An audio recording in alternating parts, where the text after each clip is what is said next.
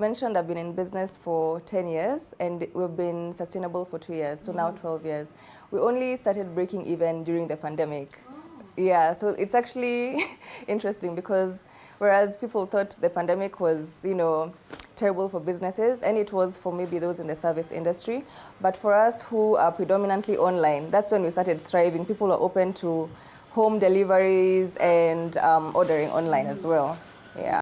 As Kenyans, we know how trendy thrifting is. These days, everyone wants to go and get something from a thrift store. Mitumba, clothes as well are on the rise. What would you say are your thoughts about textiles from the UK and the US that are secondhand?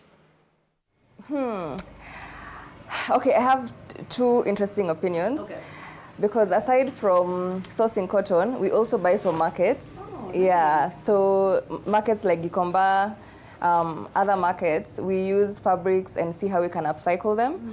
So whereas they do send a lot of rejects, which is unfortunate because you buy a thrift item, maybe it's very cheap, it's 100 bob or 20 bob, and you're like, okay, maybe I can go home and wear this. Yeah. You reach home, it's torn on one side, you're not going to fix it. Most times it ends up in the landfill. So I don't support them sending unusable clothes. Okay. Because it ends up being waste. It ends up being waste, right? And right now, I think annually we waste at least 91 million tons of clothes, which is equivalent to 61 million cars, the weight of 61 million cars. So that is madness if you try and picture that. And for us at Zia Africa, it's just trying to ensure that we as Zia Africa are reducing our impact on the environment and also educating our consumers as to why they need to be sustainable. And hopefully our competitors follow suit. Yeah. So yeah, there's those two opinions I have. Yeah, exactly.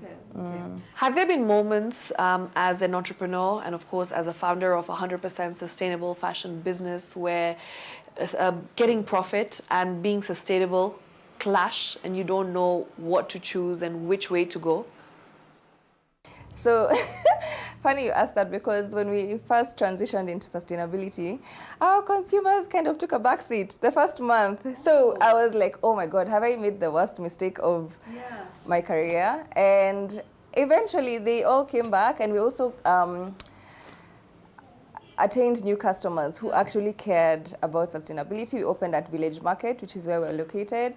And so many of our customers learned about us then and still come every so often to just check, what's new. They even come and repair their clothes years after, which you offer that as a service as well. Because we really do want your clothes to last. So it was a test. It was a test, but we made it through. Nice. Yeah.